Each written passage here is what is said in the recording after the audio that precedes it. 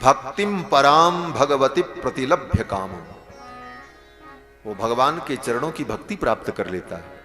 और कामम हृद्रोग मास्वपहिनोत्यचिरेण धीरः, काम क्रोधादिक जो हृदय के रोग विकार हैं वो विकार धीरे धीरे उसके नष्ट हो जाते हैं। तो ये भगवान की लीला काम लीला नहीं है, अपितु काम क्रोधादि विकार को नष्ट करने वाली लीला है।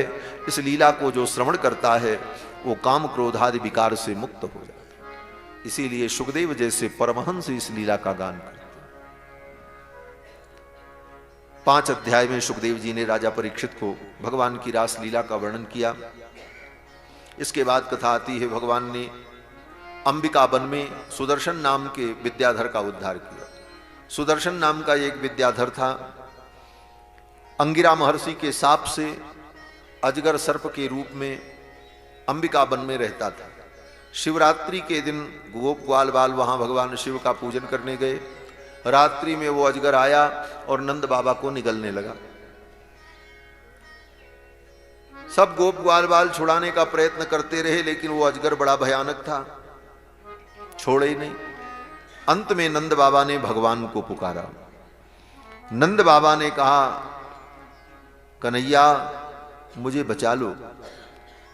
और ज्यों ही नंद बाबा ने कन्हैया को पुकारा, भगवान श्याम सुंदर वहीं थे, आ गए और उस अजगर को मार डाला। नंद बाबा की प्राण रक्षा की। भगवान ने जब उस अजगर को मारा तो उसके शरीर से एक दिव्य देवता प्रकट हुआ, बड़ा सुंदर। उसका नाम था सुदर्शन। वो सुदर्शन चक्र नहीं, सुदर्शन उसका नाम था। सुदर्शन माने देखने में बड़ा सुंदर था, इसलिए सुदर्शन। और था कौन? बोले विद्याधर। देवताओं की एक जाति होती है विद्याधर, यक्ष किन्नर गंधर्व विद्याधर, ये सब देवताओं की जातियां। तो देव जाति में जो विद्याधर नाम की जाति है, उसी जाति का वो देवता था। अंगिरा महर्षि के हिसाब से सर्प बन गया था। आज भगवान ने उसका उद्धार कर दिया। इसके बाद जुगल गीत का वर्णन आता है भागवत में। जुगल गीत क्या है? बोले जब भगवान बछड़ों को चराने के लिए, गायों को चराने के लिए जंगल में चले जाते थे, तो गोपियां दिन कैसे व्यतीत करती थी, उनका दिन कैसे बीतता था? बोले सवेरे जब भगवान कलेऊ करके गायों को चराने के लिए चलते, कुछ कलेऊ कर लेते और कुछ मध्याह्न में खाने के लिए ले लेते, और कंधे पर कामरी रखकर, हाथ में लाठी लेकर, बंशी बजाते हुए सखाओं के साथ हास परिहास करते हुए गायों के पीछे पीछे जब चलते, उस समय गोपियां एक बार भगवान को देख लेती थी। सवेरे से ही उठ करके खड़ी रहती थी अपने अपने प्रासाद पर। कृष्ण अब जाएंगे, अब निकलेंगे गोचारण के लिए। एक झलक दिखती, बस कृष्ण चले जाते। फिर पूरा दिन कृष्ण वन में गोचारण करते। शाम को जब गोचारण करके भगवान लौटते, गायों के पीछे पीछे भगवान आते। गाय के चरणों की धूल से उनकी अलकावली, आंखों की पलकें, भौहें भी भूरे रंग की हो जाती धूल पड़ने के कारण, और श्यामल सुंदर स्वरूप। उस एक झांकी को देखने के लिए गोपियां अपने प्रासाद पर खड़ी होकर के प्रतीक्षा करती। कृष्ण गायों के पीछे आते और अपने गोष्ठ में चले जाते। फिर रात बीत, सुबह शाम एक झलक देखने के लिए गोपियां व्याकुल रहती थीं, और इसी में उनका दिन रात बीत जाता था। रात कृष्ण के स्मरण में बीतती थी, और दिन कैसे बीतता था? बोले भगवान जब गोचारण के लिए चले जाएं तो गोपियां अपने अपने घर का काम करती थीं, और उनका मन भगवान में लगा रहता था, और भगवान की लीलाओं का गान करती थी। तनते कर्म करहूं विधि नाना, मन राखूं जहां कृपा निधाना। मन तो उनका भगवान में लगा रहता था, और गोपियां भगवान का स्मरण करती रहती थीं और घर का काम करती थी, भगवान की लीलाओं का गान करती थी। और कैसे? बोले घर घर में, घर में काम करती हुई गोपी बढ़िया गीत गा रही है, भगवान का गुणानुवाद कर रही है, और इतनी जोर से कि उसकी आवाज पड़ोस के घर में भी जाती, तो पड़ोस में बैठी हुई गोपी भी आगे की पंक्ति में अपने स्वर को जोड़ करके वो गाने लगती। पूरे ब्रज में गोपियां गीत गाती और सबके घर में कृष्ण लीला का गायन होता। पूरा दिन इसी में बीतता था। गोप्यः कृष्णे वनम याते तमनुद्रुत चेतसः कृष्ण लीला प्रगायंतो निन्युर्दुखेन वासरान। पूरा दिन वो ऐसे ही बिताती थी। क्या गाती थी? बोले बाम बाहु कृत बाम कपोलो बल्गि भ्रुवधरार्पित वेणुम कोमलांगुल भिरासत मार्गम गोप्य ईरयत यत्र मुकुंदः। भगवान के स्वरूप का वर्णन करती कि भगवान कैसे अपने अधर पर बंसी रख करके वंशी बजाते हैं और उनकी झांकी क्या है, उन स्वरूपों का वर्णन करती। और भी अनेक लीलाओं का वर्णन करती थी गोपियां। विविध गोप चरणे सुविदग्धो वेणुवाद्य ऊर्धा निज शिक्षा तव सुतः सती यदाधर बिंबे दत्त वेणु रनयत स्वर जाती। भगवान सखाओं के साथ बैठकर बंसी बजाते, बंसी के नए नए स्वर प्रकट करते। ये सब कहती हैं गोपियां और गीत गा करके अपना समय व्यतीत करते। एवं ब्रज स्त्रियों राजन कृष्ण लीलानुगायती। सुखदेव जी कहते हैं ब्रज की स्त्रियां कृष्ण की इन लीलाओं का गान करती हुई अपना समय व्यतीत करती थी। ये उपदेश है भक्तों को भी अपने जीवन का समय व्यतीत करने के लिए भगवान की लीलाओं को सुनना चाहिए और गाना चाहिए। और भी काम करो दुनिया के, लेकिन भगवान की लीला को गा करके सुन करके समय बीते, यही सार्थक समय है। धन्य घड़ी सोई जब सत्संगा धन्य जन्म द्विज भगति अभंगा। इसके बाद कथा आती है भगवान ने वृषभासुर का उद्धार किया। भगवान ने जब वृषभासुर का उद्धार किया तो नारद जी पहुंच गए मथुरा, और नारद जी ने जाकर के मथुरा में कंस को बताया, आज तक तुम अपने शत्रु का पता नहीं लगा पाए और तुम्हारे एक एक आदमियों को चुन चुन करके उसने मारा, अब तुम भी मारे जाओगे। कंस ने कहा कौन है मेरा शत्रु, आज तक मैं पता ही नहीं लगा पाया, मैं क्या करूं।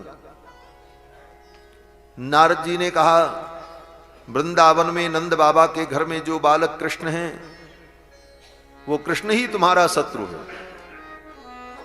कंस ने कहा मेरा शत्रु तो देवकी की 8वीं संतान, आकाशवाणी ने तो यही कहा था। नारद जी ने कहा वही 8वीं संतान है। कंस ने कहा 8वीं संतान तो कन्या हुई थी, वो तो आकाश में चली गई, उसको तो मैं मारना ही चाहता था। नारद जी ने कहा तुम पागल हो, धिक्कार है तुम्हारे सिपाहियों को, तुम्हारे गुप्तचरों को। तुम्हारे कारागार के अंदर से निकलकर वसुदेव जी अपने बच्चे को लेकर के गए और अपने भाई नंद बाबा के घर में रख दिया, और 10 वर्ष बीत गए और आज तक तुमको पता नहीं चला। धिक्कार है तुम्हारे तंत्र को, तुम्हारी व्यवस्था को। और तुम्हारे एक एक आदमियों को चुन चुन करके उसने मारा। उसी कृष्ण ने पूतना को मारा, उसी ने अघासुर को मारा, उसी ने बकासुर को मारा, उसी ने तृणावर्त को मारा, उसी ने वृषभासुर को मारा, और आज तक तुम पता नहीं लगा पाए, अब तुम भी मारे जाओगे। इतना सुनते ही तो कंस बौखला गया। आज ही मैं देवकी वसुदेव को मार डालूंगा। देवकी वसुदेव ने मेरे साथ इतना बड़ा धोखा किया। नारद जी ने कहा देवकी वसुदेव को अगर कुछ हो गया तो तुम्हारी मृत्यु जो 2 दिन बाद होने वाली है वो आज ही हो जाएगी। संकेत संकेत में नारद जी ने बता दिया कि अब तुम मरने वाले हो, लेकिन इसके बाद भी उसे समझ में नहीं आया। जीव के जीवन में जब विपत्ति आने वाली होती है ना, तो विवेक नहीं रह जाता। जाकह प्रभु दारुण दुख दीना ताकि मति आगे हर लिया। नारद जैसे व्यक्ति के वचन पर भी कंस ध्यान नहीं दे पाया। कंस ने कहा मैं क्या करूं, नारद जी ने कहा आप कुछ मत करो। बोले शत्रु को कैसे समाप्त करूं, बोले अब किसी को मत भेजो, जिसको भी भेजोगे वो लौट के नहीं आएगा। अब कृष्ण को यहीं बुला लो मथुरा में, और यहां तुम्हारे बड़े बड़े वीर हैं, कोई षड्यंत्र करके मार देना। यहां तो तुम्हारे सर्वत्र तुम्हारे ही आदमी है। नारद जी के कहने पर कंस ने योजना बनाई और यज्ञ का आयोजन किया, धनुष यज्ञ। भगवान शिव का रुद्र यज्ञ, धनुष यज्ञ करने का आयोजन किया और उसमें निमंत्रण दिया कि नंद बाबा अपने परिकरों के सहित कृष्ण बलराम को लेकर यज्ञ का दर्शन करने आए। कंस ने सोचा यहाँ आएंगे दर्शन करने, सभा में आएंगे ही और फिर सभा में कोई बहाना बनाएंगे और खेल होगा, कुश्ती होगी और उसी में बहाने से हमारे वीर कृष्ण बलराम को मार देंगे। ये सब योजना कंस ने बनाई और अक्रूर जी को पत्र लिख करके दिया, बोले जाओ और निमंत्रण दो नंद बाबा को, अपने परिजनों को लेकर यज्ञ का दर्शन करने के लिए। इधर नारद जी आ गए वृंदावन। उसी समय कंस का भेजा एक असुर आया, उसका नाम था केशी। केसी ने कहा एक बार मुझे जाने का मौका दो, मैं जाकर के मार के आऊंगा। कंस ने कहा जाओ। केसी आया, केशी को भी भगवान ने मार दिया। घोड़े का रूप धारण करके आया, मुख खोल करके भगवान को खाने के लिए दौड़ा तो भगवान ने अपना हाथ उसके मुंह में ठूंस दिया। वो केशी मुंह खोल करके जब दौड़ा तो भगवान ने अपना हाथ उसके मुख में डाल दिया और अपने हाथ को भगवान बढ़ाने लगे। यथामय सम विवृधे उपेक्षितः। सुखदेव जी कहते हैं राजन, जैसे रोग की उपेक्षा करने पर रोग बढ़ने लगता है, रोग की उपेक्षा करो, दवाई न करो, इलाज न करो तो रोग क्या होगा, बढ़ने लग जाए। सुखदेव जी कहते हैं यथामयः संवृद्धे उपेक्षितः, जिस तरह उपेक्षा करने पर रोग बढ़ने लगता है, समेधमानेन स कृष्ण बाहुना, उसी प्रकार भगवान की भुजा उसके पेट में बढ़ती चली जा रही है। केशी के मुख में भगवान ने अपनी भुजा को जब डाल दिया तो निरुद्ध वायुश्चरणाश्च विक्षिपन, उसकी सांस बंद हो गई, क्योंकि सांस की नली गले से होकर के जाती थी और भगवान ने हाथ ही डाल दिया। जब श्वास बंद हो गई तो अपने चारों पैरों को ऐसे ऐसे पटकने लगा महाराज। निरुद्ध वायुश्चरणाश्च विक्षिपन प्रस्विन्न गात्रः परिवृत्त लोचन, उसकी आंखें बाहर निकल आईं और मलमूत्र का त्याग करने लगा। और फिर भगवान ने भुजा को भीतर ले जा करके और बढ़ा करके ऐसे जब किया, उसका पेट फट गया। फट से एक बार में ही पेट फट गया। कैसे? सुखदेव जी कहते हैं जैसे तद्देह तक कर कटिका फलोपमात, जैसे ककड़ी जब पक जाती है तो कैसे फटती है। ये ककड़ी नहीं जो बाजार में मिलती, करकटिका एक फल होता है, पुराने लोग देखे होंगे, गेहूं के खेत में बोया जाता है। गेहूं के खेत में ही उसके बीज डाल दिए जाते हैं और गेहूं के खेत में ककड़ी हो जाती है, इतनी मोटी मोटी और इतनी बड़ी बड़ी, लौकी के बराबर, और पक करके गुलाबी कलर की जब लाल लाल हो जाती तो ऐसे फट जाती महाराज। तो जैसे करकटिका फल फट जाता है, उसी प्रकार केशी का शरीर फट गया, केशी की मृत्यु हो गई। नारद जी उसी समय आए और नारद जी ने भगवान की स्तुति की। नारद जी ने कहा प्रभु आपकी वृंदावन लीला हमने देखी, अब मथुरा लीला देखेंगे। आपके द्वारा कंस का वध होगा, ये होगा वो होगा, आगे की सब कथाओं का वर्णन नारद जी ने कर दिया और नारद जी स्तुति करके चले गए। इधर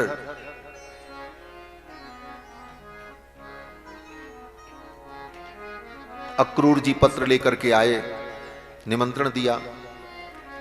राजा का निमंत्रण है, उसका अनादर नहीं किया जा सकता। नंद बाबा अपने परिजनों को लेकर यज्ञ में सम्मिलित होने के लिए चल पड़े। बहुत सारा उपहार लेकर, उपहार की वस्तुओं को लेकर के कि राजा के यहां जा रहे हैं, खाली हाथ नहीं जाना चाहिए।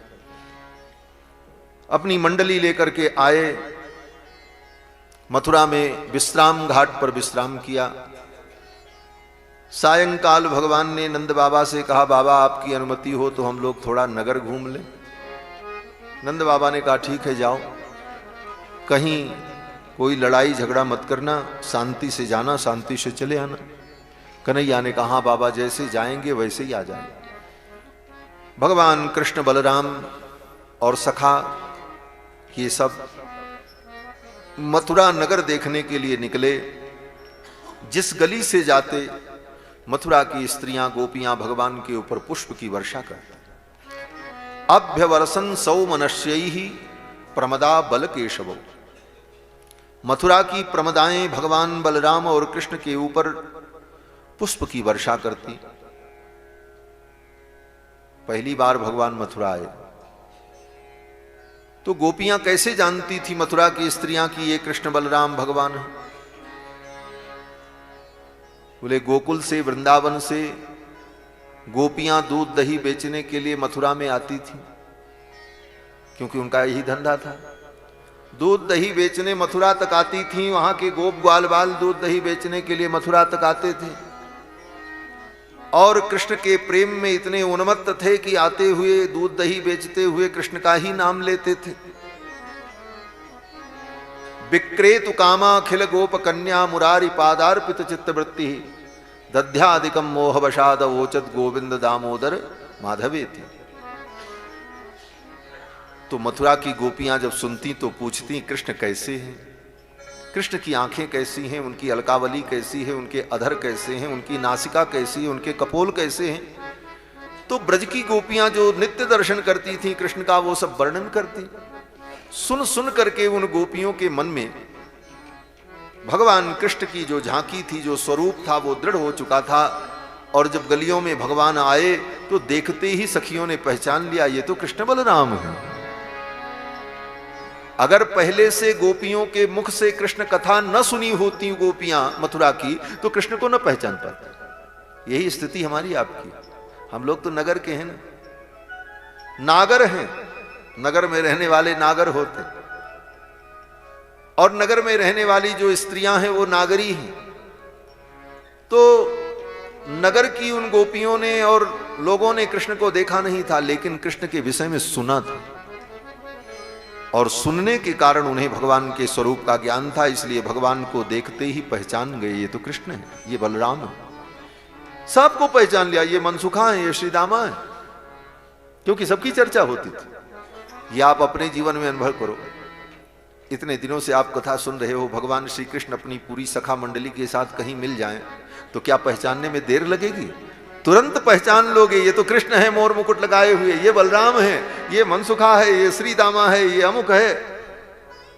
कारण बोले कथा स्वरूप का परिज्ञान करा देती है। इसीलिए गोस्वामी जी ने कहा जाने बिनु न होई परतीति, बिनु परतीति होई नहीं प्रीति, प्रीत बिना नहीं भगत दृढ़ाई, जिम खगेश जल के चिकनाई।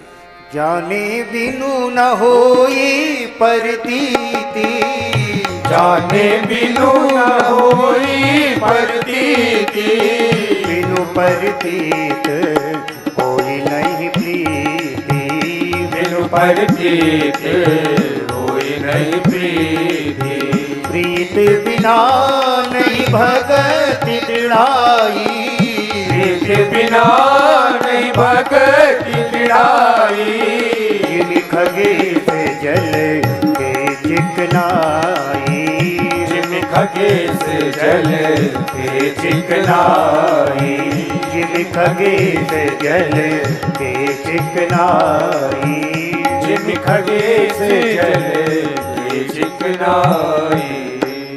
गोपियों ने पहचाना और सब पुष्प वर्षा करने लगी। दही लेकर, अक्षत लेकर, जलपात्र लेकर, माला लेकर के दौड़ पड़ी भगवान के स्वागत में। गली गली में भगवान का स्वागत हुआ। उसी समय एक धोबी, कंस का धोबी, कंस के कपड़े धुलता था, वो रजक सामने आ गया और उससे बाता कही हो गई। फिर तो भगवान ने एक थप्पड़ मारा उसको, उसका सर धड़ से अलग हो गया, वो तो मर गया। कपड़े छोड़ करके उसके सेवक भाग गए। उन राजसी वस्त्रों को देखकर भगवान ने और भगवान के सखाओं ने उठा लिया, पहनने लगे। लेकिन वो कपड़े साइज के नहीं थे, नाप के नहीं थे। मथुरा में एक दर्जी भगवान का भक्त था, वो देख रहा था, वो दौड़ा दौड़ा आया, बोले प्रभु हमको आज्ञा दें, हम आपकी सेवा कर दें। बोले कर दो।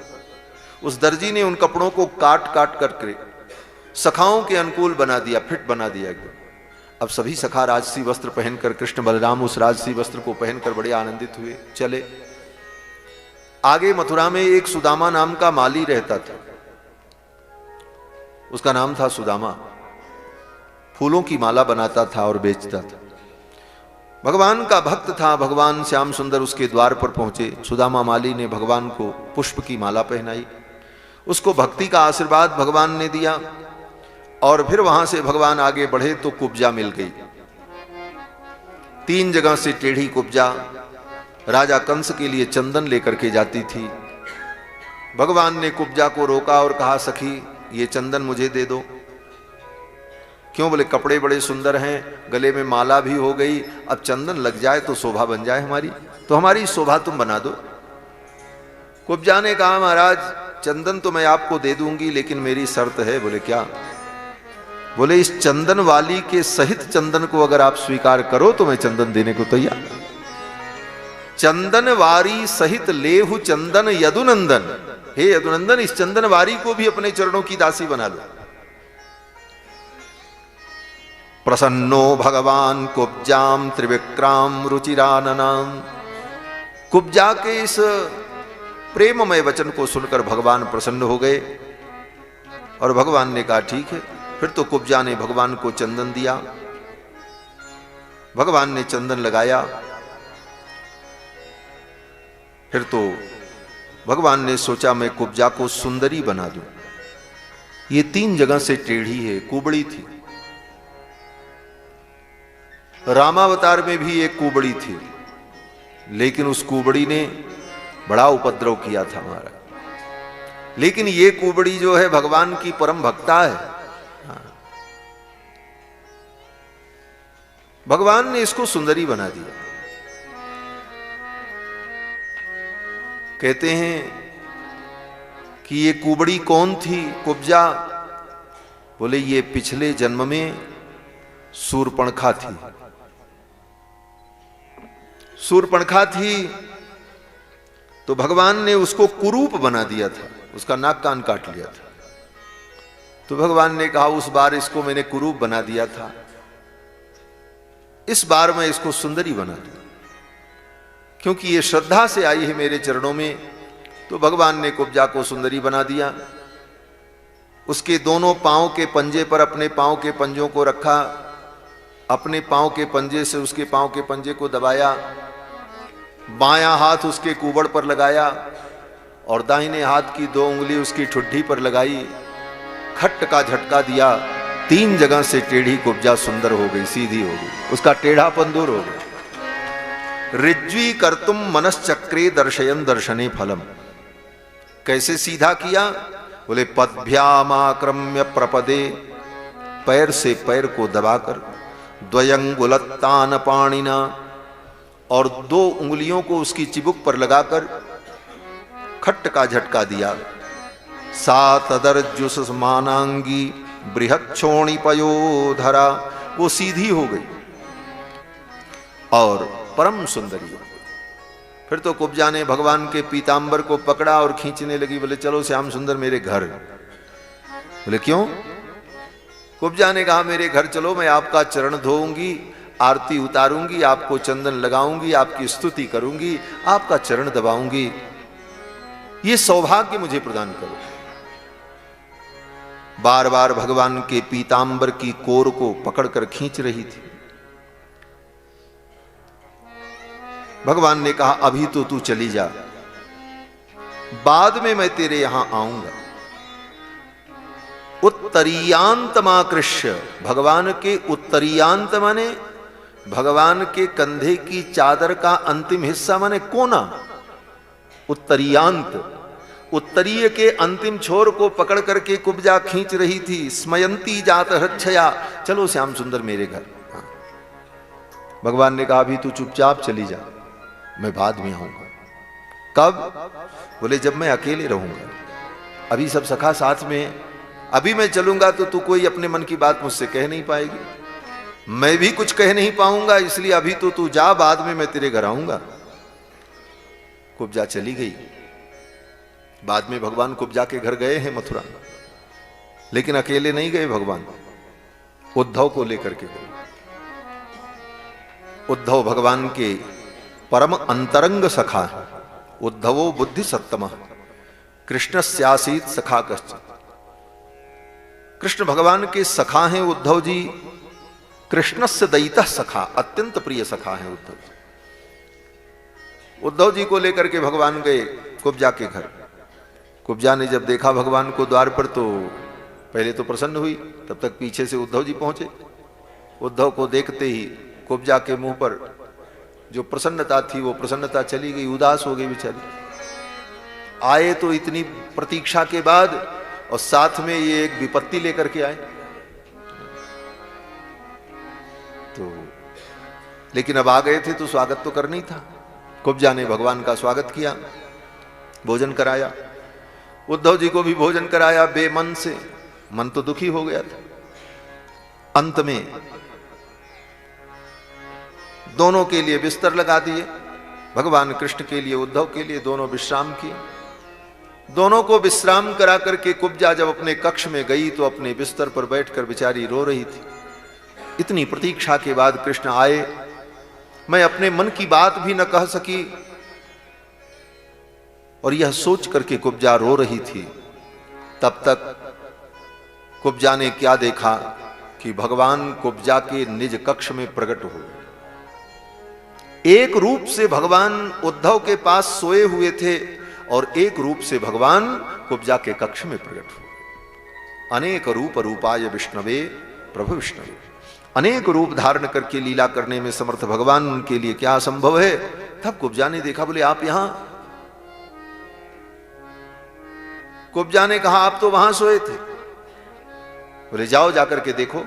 कुब्जा गई, देखी तो वहां भी भगवान सोए हुए हैं, उद्धव के बगल में खर्राटे ले रहे हैं।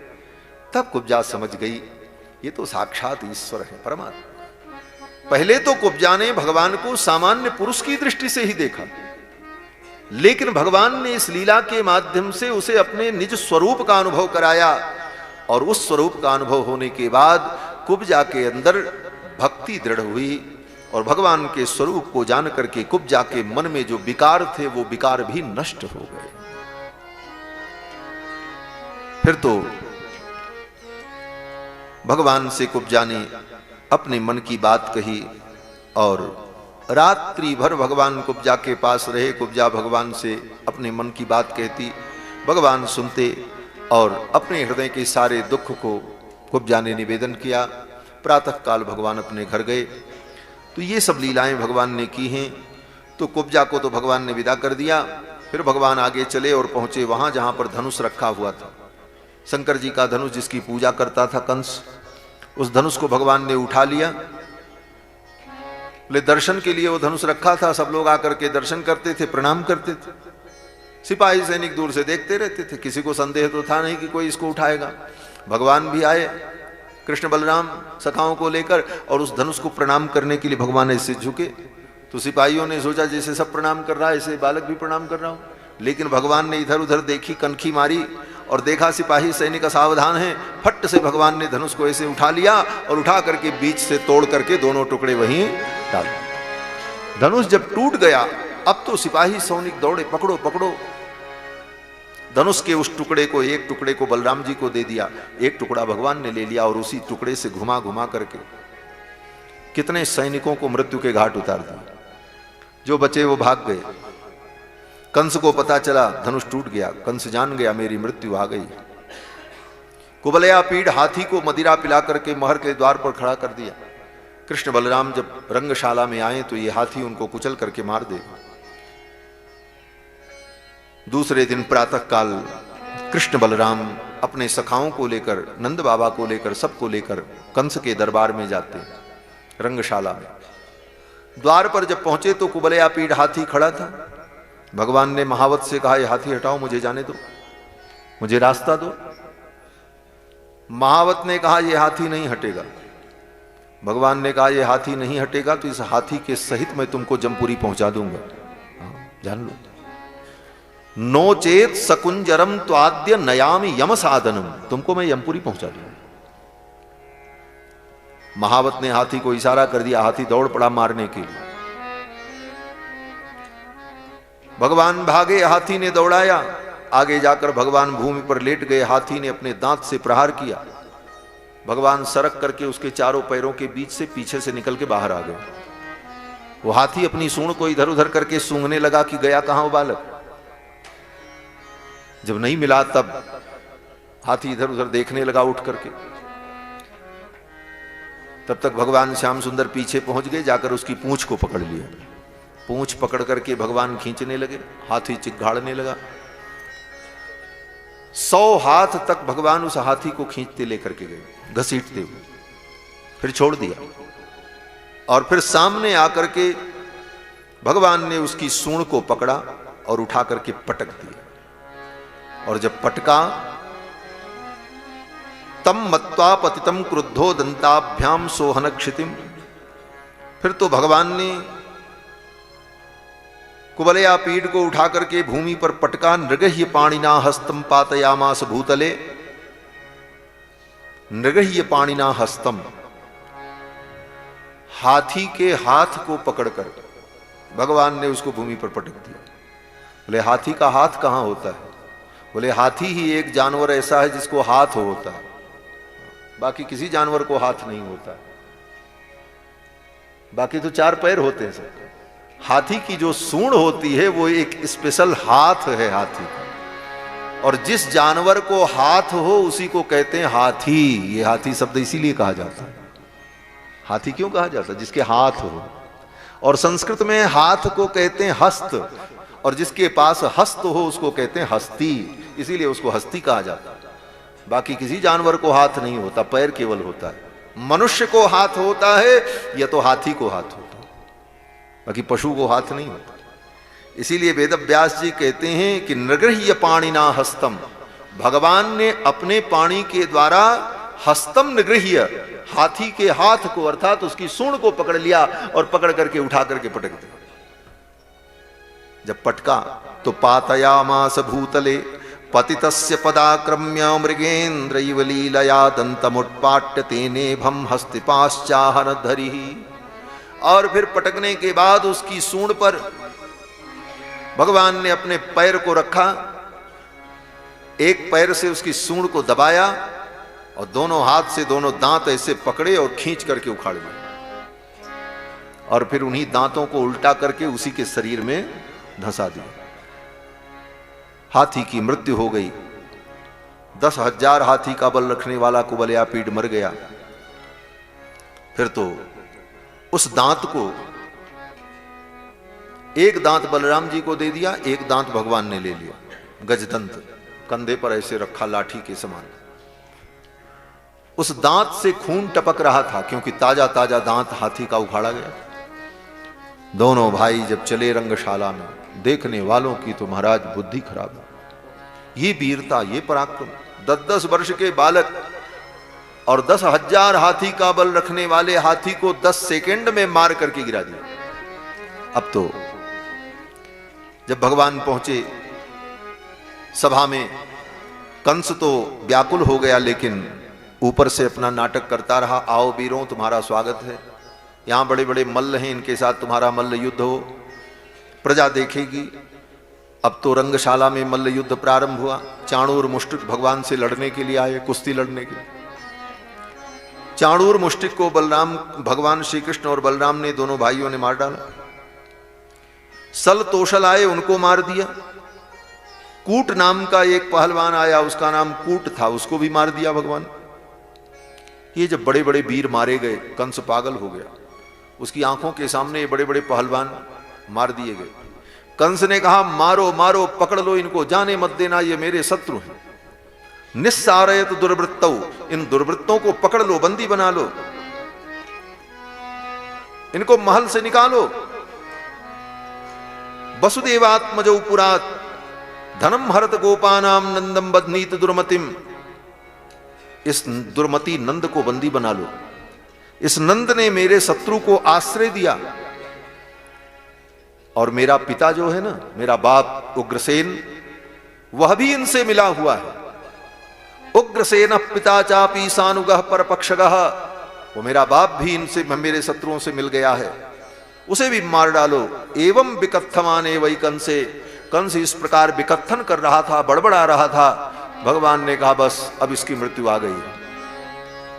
भगवान दौड़ पड़े मंच की ओर और चढ़ गए उस मंच पर जहां कंस बैठा था, उसका आसन लगा था। एक थप्पड़ मारा कंस को, उसका मुकुट जाकर के नीचे गिरा। उसके केश को पकड़ लिया भगवान ने और उठा लिया ऐसे, और उठा करके अखाड़ा में फेंक दिया। नीचे जो अखाड़ा बना था उसी अखाड़े में फेंक दिया मंच से।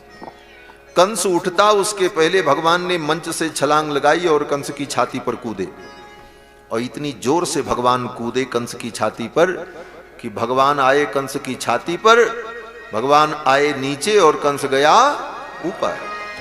कंस की मृत्यु हो गई। बकबक मामा करत, मामा जी बकबक बकबक कर रहे थे। बकबक मामा करत तुरत हरि उछरे ऊपर, और लीनही चोटी पकर धम्म ते कूदे नटवर। मामा नीचे गिरो भांजो ऊपर आयो, और प्रभुतन परसत तुरत परम पद मामा पायो। मामा जी को परम पद मिल गया महाराज। बक बक मामा करत तुरत हरि उछले ऊपर, बक बक मामा करत तुरत हरि उछले ऊपर। लीनी चोटी पकड़ धम्म से कूदे नटवर, लीनी चोटी पकड़ धम्म ते कूदे नटवर। मामा नीचे गिरो भांजो ऊपर आयो, मामा नीचे गिरो भांजो ऊपर आयो। प्रभुतन पर सत तुरत परम पद मामा पायो, प्रभुतन पर सत तुरत परम पद मामा पायो। हाँ परम पद मामा पायो, हाँ परम पद मामा पायो। कंस का परम पद हो गया। उसके भाई लड़ने आए, भगवान ने उन सबको मार दिया। इसके बाद कारागार में बंद महाराज उग्रसेन को मुक्त कराया। मथुरा की गद्दी पर भगवान ने उनको बैठाया। नंदादि गोपों को समझा बुझा करके भगवान ने विदा कर दिया। आप वृंदावन जाओ, मैं फिर आऊंगा, अब मुझे कुछ दिन मथुरा में रहना है। और फिर भगवान मथुरा में अपने माता पिता देवकी वसुदेव के साथ रहने लगे। भगवान का यज्ञोपवीत संस्कार हुआ। गुरुकुल में पढ़ने गए। 64 दिनों में समस्त विद्याओं को भगवान ने प्राप्त किया। अल्पकाल विद्या सब आई। और चलते समय गुरुजी के मरे हुए पुत्र को, गुरुजी के पुत्र सांदीपनी मुनि के पुत्र समुद्र में डूब गए थे। उन मरे हुए पुत्र को, गुरुजी के पुत्र को उसी रूप में ला करके भगवान ने उनके सामने उपस्थित कर दिया। ऐसी अद्भुत गुरु दक्षिणा दी। यह सामर्थ्य भगवान का ही हो सकता है, किसी और का नहीं हो सकता। और फिर गुरुजी का आशीर्वाद प्राप्त करके समावर्तन संस्कार के बाद लौट करके घर आए और मथुरा में रहकर महाराज उग्रसेन के राज्य कार्य में भगवान सहयोग करते। इसी क्रम में भगवान ने उद्धव जी को वृंदावन की यात्रा पर भेजा, अपना संदेश वाहक बनाकर। उद्धव जी भगवान का संदेश लेकर के वृंदावन आते हैं। भगवान ने उद्धव से कहा, जाओ गच्छोद्धव ब्रजम सौम्य पित्रोर नौ प्रीति मावह। मेरे माता पिता नंद यशोदा, उनकी प्रीति का संवर्धन करो। गोपी नाम मत वियोगाधिम मत संदेशैर विमोचे। मेरे वियोग में जो गोपियां वियोग सागर के समुद्र में डूब रही हैं, मत संदेशैर विमोचय, और मेरा संदेश देकर के उनको दुख से मुक्त करो। उद्धव जी चलने लगे तो भगवान ने कहा, ता मन मनस्का मद प्राणा मदर्थे त्यक्त जीविता। उद्धव बहुत संभल करके जाना। बोले क्यों? बोले वो गोपियां साधारण नहीं हैं। उनको समझाते समय, संदेश देते समय, बताते समय उनकी मर्यादा, उनकी शीलता, उनका स्वरूप, उनका धैर्य, इन सब पर विचार करते हुए वाणी का प्रयोग करना, कहीं तुम्हारे द्वारा कोई अशिष्टता न हो। क्यों? भगवान कहते हैं ता मन मनस का, उनका मन और मेरा मन एक हो चुका है। ता मन मनस का मद प्राणा, उनका प्राण और मेरा प्राण अलग अलग नहीं है, उनका और मेरा प्राण एक हो चुका है। मदर्थे त्यक्त दैहिका, मेरे लिए उन्होंने अपने जीवन के दैहिक सुख को त्याग दिया है। यही असली अद्वैत है, जो भक्तों का अद्वैत है।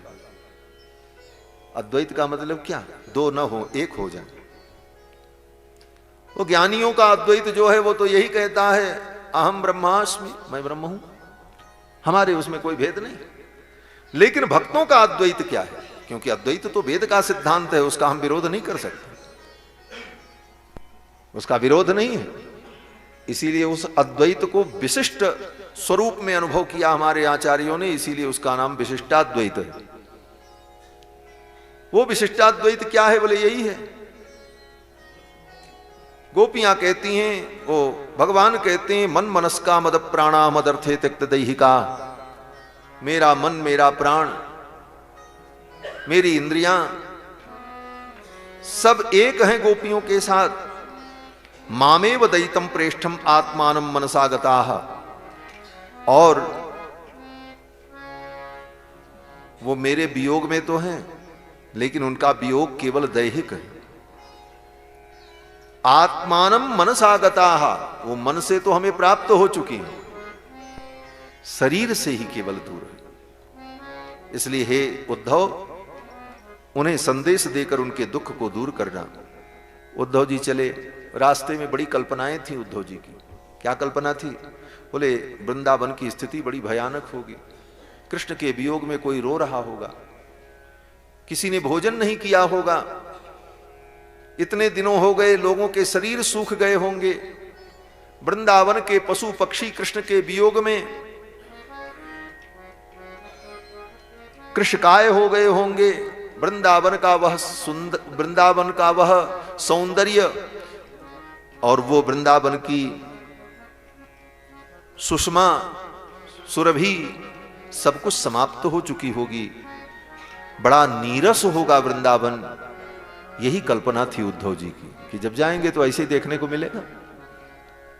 बर्तन भांडे कहीं पड़े होंगे, किसी को अपनी संभार नहीं होगी, घर घर पर उदासी दिखेगी कृष्ण के वियोग में।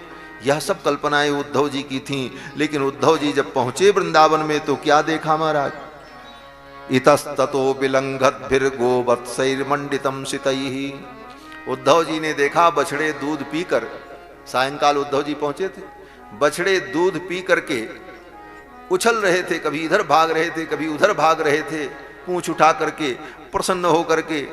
भगवान उद्धव जी ने देखा कि गोदोह शब्दाभिरवम वेणूनाम निस्वनेन च, दरवाजे दरवाजे पर गाय दुही जा रही थी और सबके दरवाजे पर घर घर घर घर गाय दुहने की ध्वनि सुनाई पड़ रही थी। और बोले वेणूनाम निस्वनेन च, सायंकाल गोप लोग क्या कर रहे थे? बोले कुछ तो गाय दुह रहे थे और कुछ गोप सायंकाल अपने दरवाजे पर बैठकर, अपनी अथाई में बैठकर, चबूतरे पर बैठकर, पेड़ के नीचे बैठकर अपनी अपनी बंशी लेकर के रागनी छेड़ रहे थे महाराज। वेणु नाम निस्वनेन च, वेणुओं का निस्वन स्वर प्रकट हो रहा था। गायंती भिश्च कर्माणि शुभानि बल कृष्णयो हो, और घर के अंदर में गोपियां अपने घर का काम कर रही थी, भोजन बना रही थी और कृष्ण का गुणगान कर रही थी, गीत गा रही थी। घर घर में सुंदर कृष्ण बलराम के गीत गाए जा रहे थे, सखा बंशी बजा रहे थे, बछड़े उछल रहे थे, गाय दुही जा रही थी, और स्वलंकृताभिर गोपीर्भिर गोपश्च सुविराजितम, और गोपियां ऐसी नहीं थीं कि फटा पुराना कपड़ा पहन करके रो रही हो, बैठ करके सब सज धज करके घूम रही थी महाराज। नख से लेकर सिख पर्यंत आभूषण से सुसज्जित होकर के गोपियां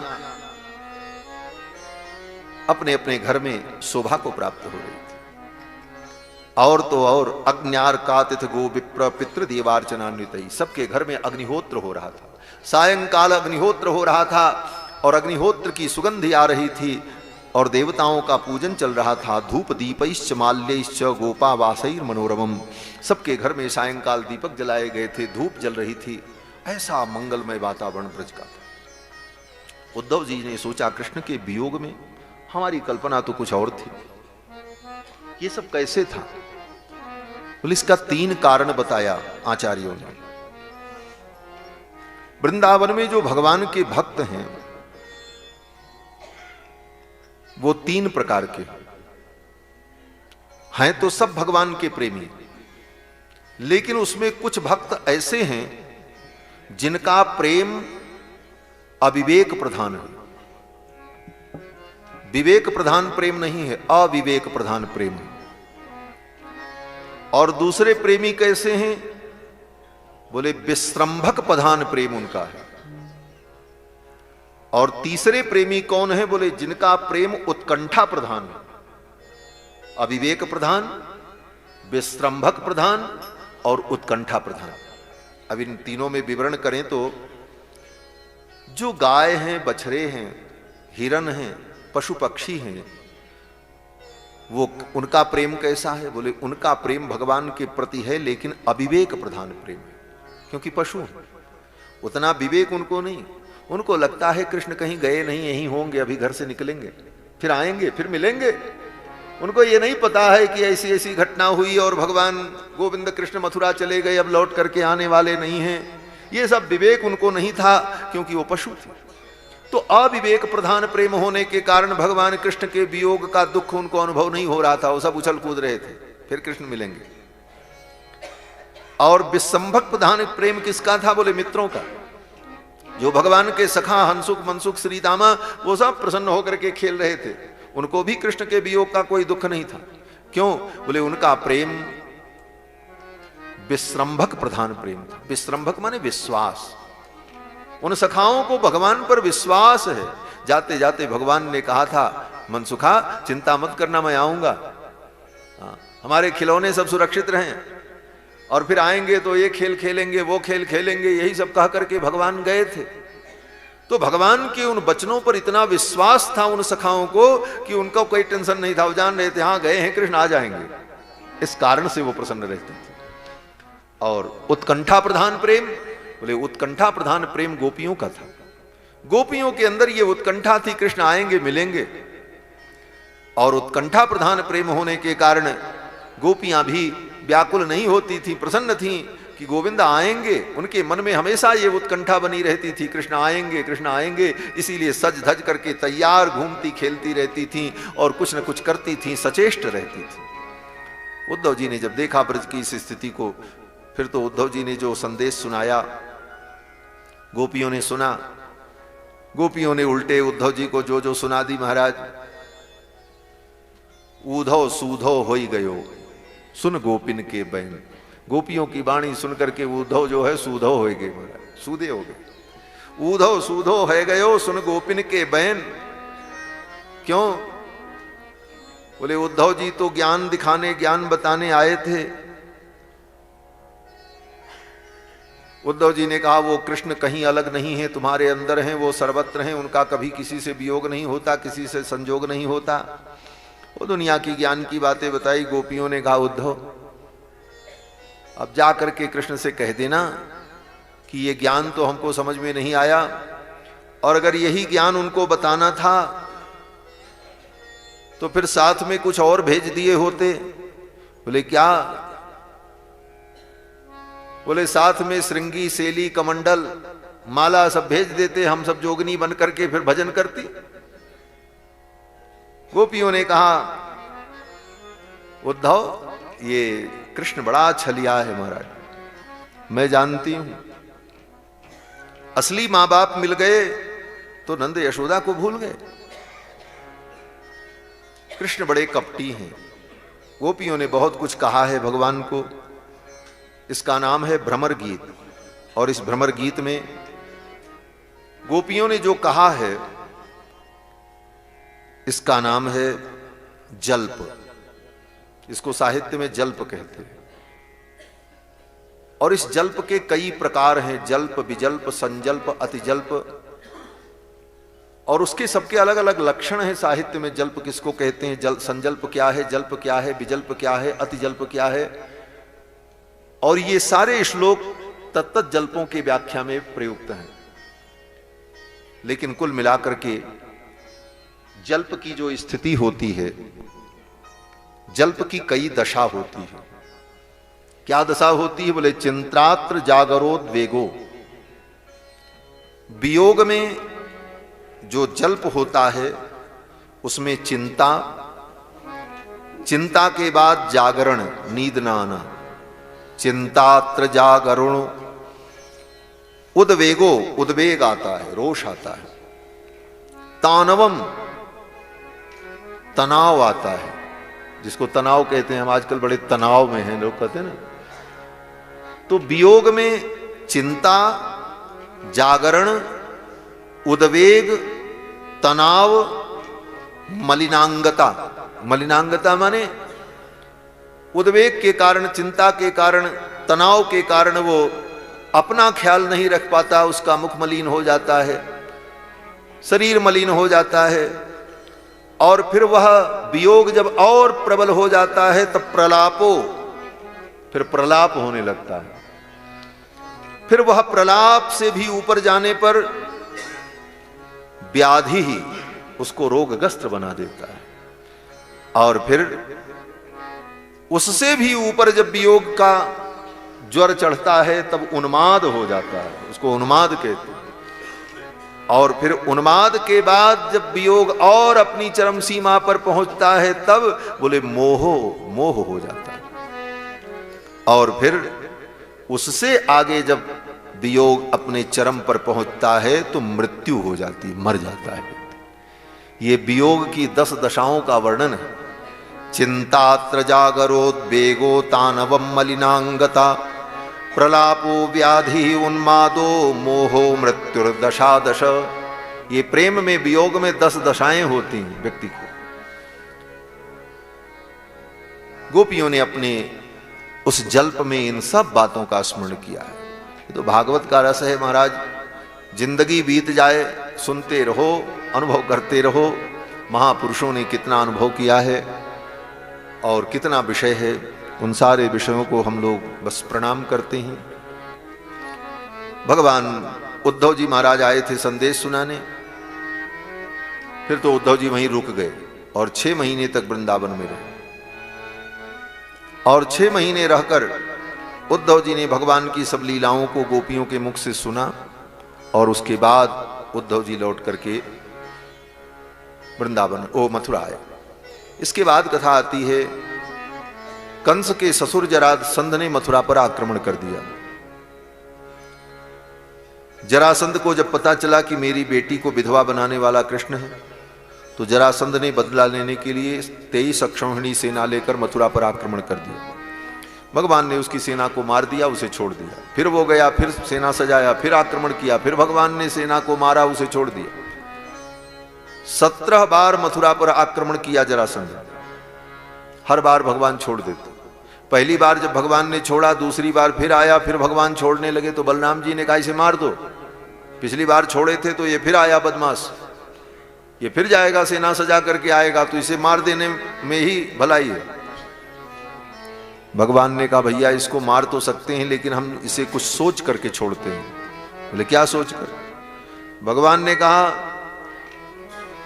ये कृष्णा अवतार है और इस अवतार में समय बहुत कम है और दुष्टों का संहार करना है। रामावतार में दुष्टों का संहार करने के लिए अयोध्या से पैदल चल करके लंका तक जाना पड़ा था और ढूंढ ढूंढ करके एक एक दुष्टों का संहार करना पड़ा था। इस बार इतना समय नहीं है, मैं इसे छोड़ूंगा तो ये जाएगा और सारे दुष्टों को बटोर करके लेकर के आएगा और यहीं बैठे बैठे हम लोग दुष्टों का संहार करते रहेंगे, कहीं जाने की जरूरत नहीं पड़ेगी। बलराम जी ने कहा तब तो बहुत अच्छा है। 17 बार जरासंध ने सेना सजाकर मथुरा पर आक्रमण किया, भगवान उसकी सेना को मार देते, उसको छोड़ देते। अंतिम बार जब उसने आक्रमण की तैयारी की और इधर से नारद जी ने जाकर के म्लेच्छराज कालयवन को उकसाया, बोले तुम भी आक्रमण करो। नारद जी जानते थे म्लेच्छराज कालयवन का भी उद्धार भगवान के द्वारा ही होना। 3 अक्षौहिणी सेना लेकर के कालयवन ने मथुरा पर आक्रमण की तैयारी की और 23 अक्षौहिणी सेना लेकर के जरासंध। भगवान को पता चल गया 2 तरफ से शत्रु मथुरा पर आक्रमण करने वाले हैं। भगवान ने योजना बनाई, दोनों तरफ से युद्ध होगा तो प्रजा को बचाना बड़ा मुश्किल होगा, इसलिए पहले प्रजा को सुरक्षित करना चाहिए। और भगवान ने अपने संकल्प से समुद्र के अंदर 12 योजन लंबी चौड़ी स्वर्णमयी द्वारिकापुरी का निर्माण कर दिया। संकल्प मात्र से स्वर्णमयी द्वारिकापुरी बन गई और संपूर्ण प्रजा को उठा करके भगवान ने अपने संकल्प के द्वारा द्वारिका में स्थापित कर दिया। मथुरा में बस छोटी सी सेना बची, 150 सैनिक बस, बाकी संपूर्ण प्रजा सबको द्वारिका भेज दिया। और छोटी सी सेना लेकर 150 सैनिक को लेकर भगवान प्रतीक्षा करने लगे। जरासंध आया, पहले तो काल यवन आया, काल यवन से युद्ध हुआ। थोड़ी देर युद्ध करने के बाद भगवान भागने लगे। काल यवन ने कहा आप भाग करके कहां जाओगे, पीछे दौड़ा। और भगवान जब भाग रहे थे तो काल यवन पीछे जब दौड़ रहा था तो दूरी कितनी थी, बोले 1 हाथ की दूरी बस। काल यवन को लग रहा था कि अब हम कृष्ण को पकड़ लेंगे, अब हम कृष्ण को पकड़ लेंगे। हस्त्रपाप्त मिवात्मानम हरिणास पदे पदे, 1 हाथ की दूरी दोनों में रहती थी और वो दौड़ता रहे कि अब पकड़ लेंगे, अब पकड़ लेंगे। और भगवान दौड़ते दौड़ते कहां गए, बोले आगे एक गुफा थी, उस गुफा में भगवान प्रविष्ट हो गए। उस गुफा में रघुवंश के राजा महाराज मुचकुंद शयन कर रहे थे। देवताओं ने उनको दीर्घ काल तक शयन करने का आशीर्वाद दिया था और कहा था जो आपकी नींद भंग करेगा वो आपकी दृष्टि पड़ते ही भस्म हो जाएगा। तो गुफा में सो रहे थे त्रेता युग से। भगवान ने कहा बहुत सो लिया, इनको जगाना चाहिए, और हम जगाएंगे तो हमारे ऊपर दृष्टि पड़ेगी, और साप भी है इनके ऊपर, वरदान भी है इनके ऊपर, तो वरदान की मर्यादा भी रहे, इसलिए भगवान ने जाकर के अपना पीतांबर मुचकुंद के ऊपर डाल दिया। भगवान चले गए गुफा में। पीछे से काल यवन आया, पीतांबर देखा, काल यवन ने कहा कृष्ण यहां आकर के सो गया। अरे कृष्ण तुम सोने का कितना भी नाटक करो लेकिन मैं तुम्हें नहीं छोड़ूंगा, ये कह करके काल यवन ने पीतांबर खींचा। मुचकुंद की निद्रा भंग हो गई, उठ करके वो बैठ गए। महाराज लाखों वर्ष के वृद्ध महाराज मुचकुंद ने जब अपनी आंख खोली, उनकी दृष्टि पड़ते ही काल यवन भस्म हो गए। भगवान गुफा से निकल करके आए, मुचकुंद ने देखा, पहचान लिया ये तो द्वारिकाधीश है, ये भगवान नारायण हैं। फिर तो भगवान ने मुचकुंद जी को भक्ति का आशीर्वाद देकर के विदा किया। इसके बाद कथा आती है, पीछे से भगवान फिर जब आए तो तब तक जरासंध आ गया।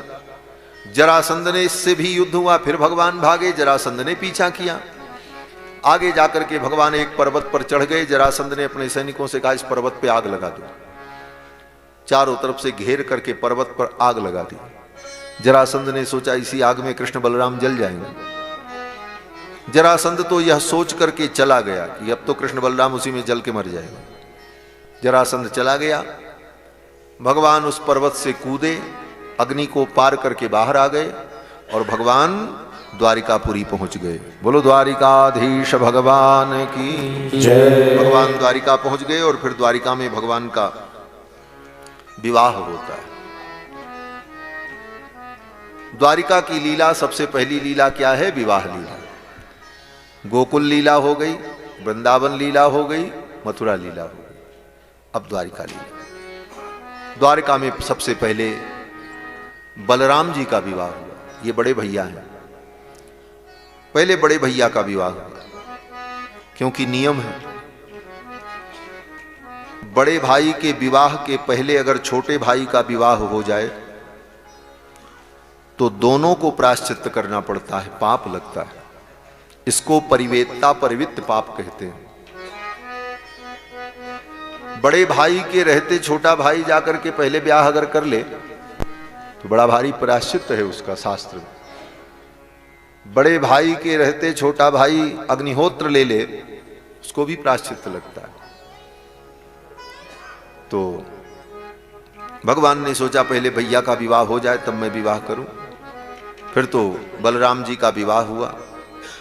आनर्ताधिपति श्रीवान रैवतो रेवतीं सुताम ब्रह्मणानोदित प्रादात बलायेति पुरोदितम आनर्त देश के राजा महाराज रैवत अपनी बेटी रेवती को लेकर के आए। ब्रह्मा जी ने कहा था ले जा करके अपनी बेटी का कन्यादान वसुदेव जी के पुत्र संकर्षण को कर दो। ब्रह्मा जी के कहने पर महाराज रैवत अपनी बेटी को लेकर के आए और कन्यादान किया। भगवान अपि गोविंद उपये में कुरुद्वह। सुखदेव जी कहते हैं हे राजन, बलराम जी के विवाह के बाद भगवान अपि गोविंद, भगवान गोविंद ने भी विवाह किया। उपये में पाणी ग्रहण किया। किसके साथ? बोले वैदर भीम भीष्मक सुताम श्रियो मात्राम स्वयंवरे। महाराज भीष्मक की पुत्री वैदर्भी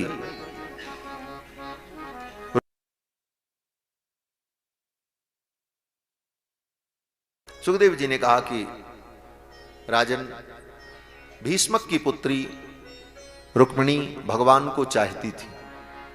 नारद जी के मुख से और घर परिवार में चर्चा को सुनकर के, कृष्ण भगवान के विषय में सुनकर